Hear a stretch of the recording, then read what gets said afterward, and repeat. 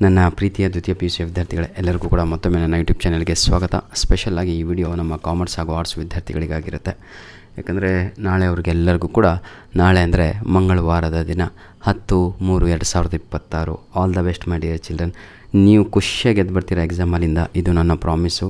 ಅರ್ಥಶಾಸ್ತ್ರ ಇವತ್ತು ಡೈರೆಕ್ಟಾಗಿ ನಮ್ಮ ಕನ್ನಡ ಮೀಡಿಯಂ ಹುಡುಗರಿಗೆ ಇದು ತೋರಿಸ್ಲಿಕ್ಕೆ ಉದ್ದೇಶ ಇಷ್ಟೇ. ತಗೊಳ್ಳೋ ನೋಡ್ಬೋದು 2025-26 ಆಯಿತಾ, ಸಾಲಿನ ದ್ವಿತೀಯ PUCಯ ಪ್ರಶ್ನೆ ಕೋಟಿ ಅಂದರೆ ಕ್ವಶನ್ ಬ್ಯಾಂಕ್ ಅಂತ. ನೋಡಿ ಸರ್, ಈ ಕ್ವಶನ್ ಬ್ಯಾಂಕ್ ಯಾಕೆ ಮಾಡಿದ್ದಾರೆ ಅಂದರೆ ಮಕ್ಕಳು ಚೆನ್ನಾಗಿ ಓದ್ಕೊಂಡು ರೆಡಿಯಾಗಿ ಬರಲಿ ಎಕ್ಸಾಮಿಗೆ ಅಂತ, ಆಯಿತಾ. ಹಾಗಾಗಿಯೇ ಈ ಒಂದು ಕ್ವಶನ್ ಬ್ಯಾಂಕ್ ತಗೊಂಡೆ ನಿಮಗೆ ನಾನು ಇಂಪಾರ್ಟೆಂಟ್ ಕ್ವಶನ್ಸ್ಗಳನ್ನು ಈಗ ಕೊಡ್ತಾ ಇದ್ದೇನೆ. ಬನ್ನಿ ವಿದ್ಯಾರ್ಥಿಗಳೇ, ಸಮಯ ವ್ಯರ್ಥ ಮಾಡುವುದು ಬೇಡ. ಮೊದಲನೇದಾಗಿ ನಾವು ಈ ಒಂದು ವಿಡಿಯೋದಲ್ಲಿ ಸೂಕ್ಷ್ಮ ಅರ್ಥಶಾಸ್ತ್ರ ಅಂತ ಇದೆ ಅಲ್ವಾ, ಯಾಕಂದರೆ 2 ಭಾಗ ಇದೆ, ಒಂದು ಮೈಕ್ರೋ ಹಾಗೂ ಒಂದು ಮ್ಯಾಕ್ರೋ ಅಂತ.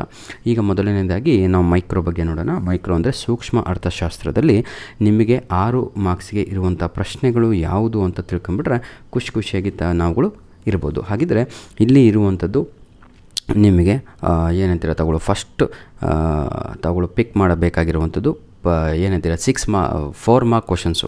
ಈ ಒಂದು ವಿಡಿಯೋದಲ್ಲಿ ಮಾಡುತ್ತಿರುವಂಥದ್ದು 4 ಅಂಕದ ಇಂಪಾರ್ಟೆಂಟ್ ಕ್ವಶನ್ಸ್ಗಳು ನನ್ನ ಮಕ್ಕಳಿಗೆ ಕೊಡೋಣ ಅಂತ. 4 ಅಂಕದ ಪ್ರಶ್ನೆಗಳಿಗೆ ಯಾವ ಪಾಠಗಳು ಸೂಕ್ಷ್ಮ ಅರ್ಥಶಾಸ್ತ್ರದಲ್ಲಿ ಇದೆ ಅಂದರೆ ಚಾಪ್ಟರ್ 1, ಚಾಪ್ಟರ್ 2 ಹಾಗೂ 4, 5, 3 ಇಲ್ಲ.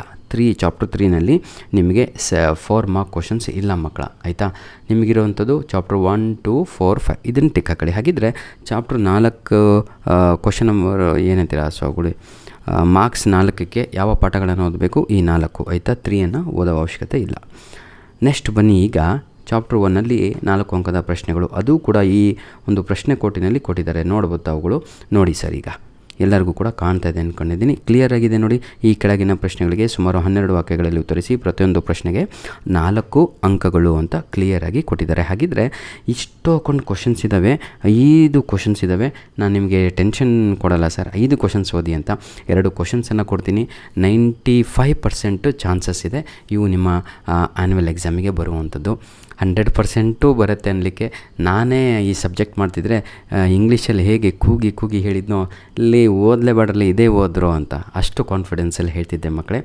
ಈಗ ನಾನು ಏನಂತೀರ ತಾವುಗಳು ಪ್ರಿಡಿಕ್ಷನ್ ಮಾಡಿರುವಂಥದ್ದು ಹಾಗೂ ಏನಂತೀರ ತಾವುಗಳು ನಮ್ಮ ಮಕ್ಕಳು ಏನು ಓದ್ತಾ ಇದ್ದಾವಲ್ವ ನಮ್ಮ ಕಾಲೇಜಲ್ಲಿ, ಅದನ್ನೆಲ್ಲ ನೋಡಿಬಿಟ್ಟು ನಿಮಗೆ ಕೊಡುತ್ತಿರುವಂಥದ್ದು. ಬನ್ನಿ ವಿದ್ಯಾರ್ಥಿಗಳೇ, ಮೈಕ್ರೋ ಎಕನಾಮಿಕ್ಸಲ್ಲಿ ಇಂಪಾರ್ಟೆಂಟ್ ಕ್ವಶನ್ಸ್ಗಳು ಈ ಒಂದು ಪಾಠದಿಂದ ಫಸ್ಟ್ ಚಾಪ್ಟರಲ್ಲಿ ಕ್ವಶನ್ ನಂಬರ್ 2 ಆಗಿರುತ್ತೆ. ಒಂದು ಆರ್ಥಿಕತೆ 3 ಕೇಂದ್ರೀಯ ಸಮಸ್ಯೆಗಳು ಯಾವುವು ವಿವರಿಸಿ ಅಂತ. ನೋಡಿ, ಈಸಿ ಅಂತ ಇದೆ. ಮಕ್ಕಳಿಗೆ ಒಂದು ಈಸಿ ಕ್ವಶನ್ ಕೊಡಬೇಕು, ಅದು ಮೊದಲನೇ ಪಾಠದಿಂದನೇ ಕೊಡಲಾಗತ್ತೆ. ನೆಕ್ಸ್ಟು ಇನ್ನೊಂದು ಪ್ರಶ್ನೆ ಬಹಳ ಇಂಪಾರ್ಟೆಂಟ್, ಇದರಲ್ಲಿ ಕೇಂದ್ರೀಯ ಯೋಜಿತ ಆರ್ಥಿಕತೆಯನ್ನು ಕುರಿತು ಬರೆಯಿರಿ ಅಂತ. ಈ 2 ಪ್ರಶ್ನೆಗಳು ಟಿಕ್ ಹಾಕ್ಕೊಂಡು ತಾವುಗಳು ಏನು ಬಿಡ್ತಿರೋ ನಾವು ಕೊಟ್ಟಿರುವಂತಹ ಪ್ರಶ್ನೆಗಳನ್ನು ಓದ್ಕೊಂಡ್ರೆ, ನಾನು ಹೇಳ್ತೀನಲ್ವ, ನಾನು ಈ ವಿಡಿಯೋದಲ್ಲಿ ಕೊಡುವಂತಹ 95% ಚಾನ್ಸಸ್ ಆರ್ ದೇರ್ ಪ್ರಿಡಿಕ್ಷನ್ ನಿಮ್ಮ ಒಂದು ಎಕ್ಸಾಮಿಗೆ ಬರುತ್ತೆ, ಆಯಿತಾ. ಈಗ ನಾವು ಚಾಪ್ಟರ್ 2 ಕಡೆಗೆ ಹೋಗೋಣ. ಚಾಪ್ಟರ್ 2 ಕೂಡ ನಿಮಗೆ 4 ಮಾರ್ಕ್ಸಿಗೆ ನಿಮ್ಮ ಆ್ಯನ್ಯುವಲ್ ಎಕ್ಸಾಮಿಗೆ ಇದೆ. ವಿದ್ಯಾರ್ಥಿಗಳೇ, ಭಾಳ ಜನ ಹೇಳ್ಬೋದು, ಸರ್ ನಮ್ಮ ಹತ್ರ ಕ್ವಶನ್ ಬ್ಯಾಂಕೇ ಇಲ್ಲ ಸರ್ ಅಂತ. ಅಯ್ಯೋ, ಕ್ವಶನ್ ಬ್ಯಾಂಕು ಈ ವಿಡಿಯೋದ ಡಿಸ್ಕ್ರಿಪ್ಷನ್ ಬಾಕ್ಸಿನ ಕೆಳಗಡೆನೂ ಇದೆ, ನೆನ್ನೆ ಅಪ್ಲೋಡ್ ಮಾಡಿದ್ನಲ್ವ ಆ ಡಿಸ್ಕ್ರಿಪ್ಷನ್ ಬಾಕ್ಸಿನ ಕೆಳಗಡೆನೂ ಇದೆ. ಕನ್ನಡ ಮೀಡಿಯಮ್ ಇದೆ, ಇಂಗ್ಲೀಷ್ ಮೀಡಿಯಮ್ ಇದೆ, 2 ಕೂಡ ಡೌನ್ಲೋಡ್ ಮಾಡ್ಕೊಳ್ಳಿ. ಹಾಗಿದ್ರೆ ಈಗ ಬನ್ನಿ ಪಟ ಅಂತ ಹೋಗ್ಬಿಡೋಣ. ಎಲ್ಲಿ ಹೋಗೋಣ? 4 ಅಂಕದ ಪ್ರಶ್ನೆ ಸೆಕೆಂಡ್ ಚಾಪ್ಟರನ್ನು ನೋಡ್ತಾ ಹೋಗೋಣ. ನೋಡಿ ಸರ್, ಕ್ಲಿಯರಾಗಿ ಕಾಣ್ತಾ ಇದೆ ಅಂದ್ಕೊಂಡಿದ್ದೀನಿ. ನೋಡಿ, ಈ ಕೆಳಗಿನ ಪ್ರಶ್ನೆಗಳಿಗೆ ಸುಮಾರು 12 ವಾಕ್ಯಗಳಲ್ಲಿ ಉತ್ತರಿಸಿ, ಪ್ರತಿಯೊಂದು ಪ್ರಶ್ನೆಗೆ 4 ಅಂಕಗಳು ಅಂತ ಇದೆ, ಆಯಿತಾ. ಇಲ್ಲಿ ಬಹಳ ಆ್ಯಾವ್ರೇಜು ಡಿಫಿಕಲ್ಟಿ ಕ್ವಶನ್ಸ್ಗಳೇ ಜಾಸ್ತಿ ಇರುವಂಥದ್ದು. ಸುಮಾರು ಎಷ್ಟು ಪ್ರಶ್ನೆಗಳಿದ್ದಾವೆ ಇಲ್ಲಿ ಅಂತ ಮೊದಲು ನೋಡ್ಕೊಳ್ಳೋಣ. ಟೋಟಲ್ಲು 9 ಕ್ವಶನ್ಸ್ ಆಡ್ತಾರೆ. 9 ಪ್ರಶ್ನೆಗಳಲ್ಲಿ ನಾವೀಗ ನಿಮಗೋಸ್ಕರ ಸರಳ ಮಾಡಿ ಸ್ವಲ್ಪ ಕೊಡ್ತಾ ಇದ್ದೇವೆ, ಆಯಿತಾ. ಹಾಗಂತ ಹೇಳಿದರೆ ಏನು ಬಾಕಿವೆಲ್ಲ ಓದೋದು ಬೇಡ ಸರ್ ಅಂತ ಕೇಳೋ ಅವಶ್ಯಕತೆ ಇಲ್ಲ, ಬಾಕಿಯೂ ಕೂಡ ಓದಬೇಕು. ಮೊದಲು ತಾವುಗಳು ಈ ಪ್ರಾಬ್ಲಮ್ ಸಾಲ್ವ್ ಕ್ವಶನ್ ಇರ್ತಾವಲ್ಲ ಅದನ್ನು ಟಚ್ ಮಾಡಿ. ಚಾಪ್ಟರ್ 2ನಲ್ಲಿ ನಾನು ನಿಮಗೆ ಇಂಪಾರ್ಟೆಂಟ್ ಅಂತ ಕೊಡುತ್ತಿರುವ ಪ್ರಶ್ನೆ ಕ್ವಶನ್ ನಂಬರ್ 8 ಆಗಿರುತ್ತೆ. ಈ ಅನುಭೋಗಿಯ ಒಂದು ಸೇಬಿನ ಬೆಲೆ 5 ರೂಪಾಯಿಗಳಾಗಿದ್ದು 15 ಸೇಬುಗಳು ಖರೀದಿಸುತ್ತಾಳೆ ಮತ್ತು ಪ್ರತಿ ಸೇಬಿನ ಬೆಲೆ 7 ರೂಪಾಯಿ ಏರಿಕೆಯಾಗಿದೆ. ಅವಳು ಸೇಬಿನ ಬೇಡಿಕೆಯನ್ನು 12ಕ್ಕೆ ಕಡಿಮೆ ಮಾಡುತ್ತಾಳೆ. ಬೆಲೆ ಬೇಡಿಕೆ ಸ್ಥಿತಿ ಸ್ಥಾಪಕತ್ವವನ್ನು ಕಂಡುಹಿಡಿಯಿರಿ ಅಂತ ಇದೆ. ಇದು ಡಿಫಿಕಲ್ಟ್ ಅಂತ ಇದೆ. ಡಿಫಿಕಲ್ಟ್ ಅಂತ ಹೇಳಿದರೆ ಲೆಕ್ಕಾಚಾರದ ಪ್ರಶ್ನೆ ಅಲ್ವಾ, ಹಾಗಾಗಿ ಡಿಫಿಕಲ್ಟ್ ಅಂತ ಹಾಕಿದ್ದಾರೆ ಅಷ್ಟೇ. ಬಹಳ ಈಸಿಯಾಗಿರುವಂತಹ ಪ್ರಶ್ನೆ. ಕ್ವಶನ್ ನಂಬರ್ 9 ಕೂಡ ಅಷ್ಟೇ ಸರ್. 100% ಏನು ಈ ನಂಬರ್ ಚೇಂಜ್ ಆಗ್ಬೋದು ಬಿಟ್ಟರೆ ಪ್ರಶ್ನೆ ಇದೇ ಆಗಿರುತ್ತೆ. ಕೇಳುವ ವಿಧಾನ ಚೇಂಜ್ ಆಗ್ಬೋದು, ಆದರೆ ಲೆಕ್ಕಾಚಾರ ಇದೇ ರೀತಿಯಾಗಿ ಮಾಡಬೇಕಾಗಿರುತ್ತೆ. ಆಯಿತಾ. ಸೆಕೆಂಡ್ ಚಾಪ್ಟ್ರಿಂದ ಯಾವ್ದು ಕೊಟ್ಟೆ ಈಗ ನಿಮಗೆ ನಾವು ಕ್ವಶನ್ ನಂಬರ್ 8 and 9. ಬನ್ನಿ ಈಗ ನಾವು ನೆಕ್ಸ್ಟ್ ಚಾಪ್ಟ್ರಿಗೆ ಹೋಗೋಣ. ಯಾವುದು ಹೇಳಿದೆ ನಾನು, ಚಾಪ್ಟರ್ 4 ಆಗಿರುತ್ತೆ. ಚಾಪ್ಟರ್ 4ಅಲ್ಲಿ 3ನಲ್ಲಿ ಇಲ್ಲ, ಹೌದಲ್ವಾ. ಚಾಪ್ಟರ್ 4ಗೆ ಹೋಗೋಣ ಮಕ್ಕಳ. ಬಂತೇನೋ ಚಾಪ್ಟರ್ 4 4 ಅಂಕದ ಪ್ರಶ್ನೆಗಳು ಇದೇನಾ? ಚಾಪ್ಟರ್ 3ನೋ 4 ಇದು ಇದೇ ಪ್ರಾಬ್ಲಮ್ ನೋಡ್ರಪ್ಪ.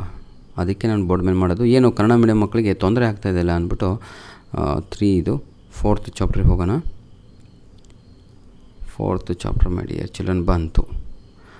ಪರಿಪೂರ್ಣ ಪೈಪೋಟಿಯಲ್ಲಿ ಉದ್ಯಮ ಘಟಕಗಳ ಸಿದ್ಧಾಂತ ಅಂತ ಇದೆ. ಇದು ಬಹಳ ಇಂಪಾರ್ಟೆಂಟ್ ಆಗಿರುವಂಥದ್ದು. ಆದರೆ ಇಲ್ಲಿ ಬಹಳ ಪ್ರಶ್ನೆಗಳಿದ್ದಾವೆ, ಬೇಜಾರಾಗಬಾರ್ದು ಯಾರು ಕೂಡ.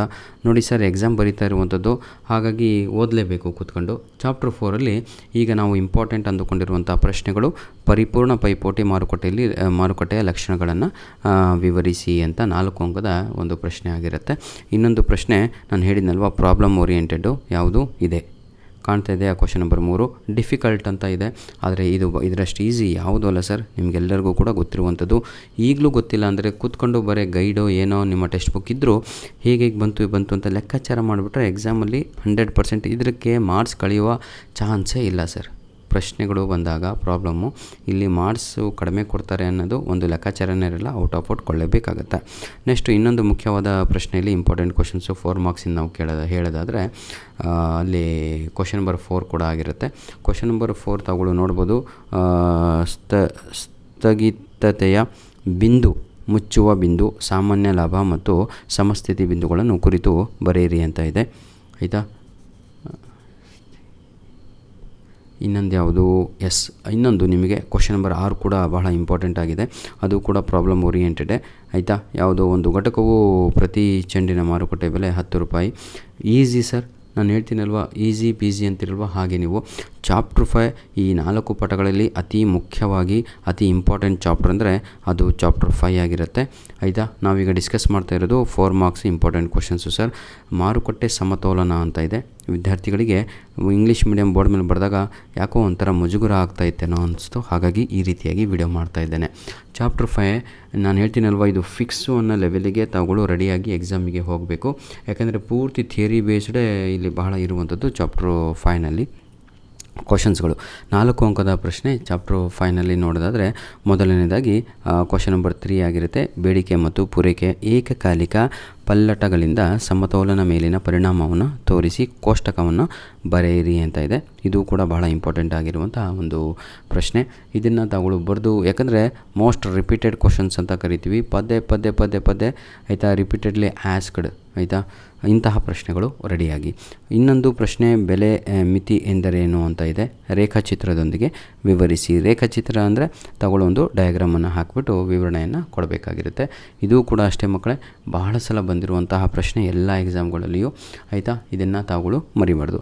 ಏನು ಸರ್ ಪ್ರಾಬ್ಲಮ್ಮೇ ಕೊಳ್ಳಿಲ್ಲ ನೀವು ಅಂತ ಮೊದಲು ಥಿಯರಿ ಕೊಟ್ಟೆ, ಈಗ ನಿಮಗೆ ಪ್ರಾಬ್ಲಮ್ ಇಲ್ಲೇ ಇದೆ ಅಲ್ವಾ. ಕ್ವಶನ್ ನಂಬರ್ 2 ಹತ್ತಿಯ ಮಾರುಕಟ್ಟೆಯಲ್ಲಿ ಪರಿಗಣಿಸಿ. ಹತ್ತಿಯ ಬೇಡಿಕೆ ರೇಖೆಯು Q = 200 ಅಂತ ಇದೆ, -P ಅಂತ. ಇಂತಹ ಪ್ರಶ್ನೆಗಳು ಬಿಡಬೇಡಿ, ಇದು ಭಾಳ ಈಸಿಯಾಗಿ ಬರುವಂಥದ್ದು. ಧನ್ಯವಾದಗಳು ವಿದ್ಯಾರ್ಥಿಗಳೇ. ಈಗ ನಾವು ಆಯಿತಾ ಮುಂದಿನ ಪಯಣವನ್ನು ಇನ್ನೊಂದು ವಿಡಿಯೋದಲ್ಲಿ ಬಳಸೋಣ, ಯಾಕಂದರೆ 8 ನಿಮಿಷ ಇಲ್ಲೇ ಆಗ್ಬಿಡ್ತು. God bless you all. ಧನ್ಯವಾದಗಳು.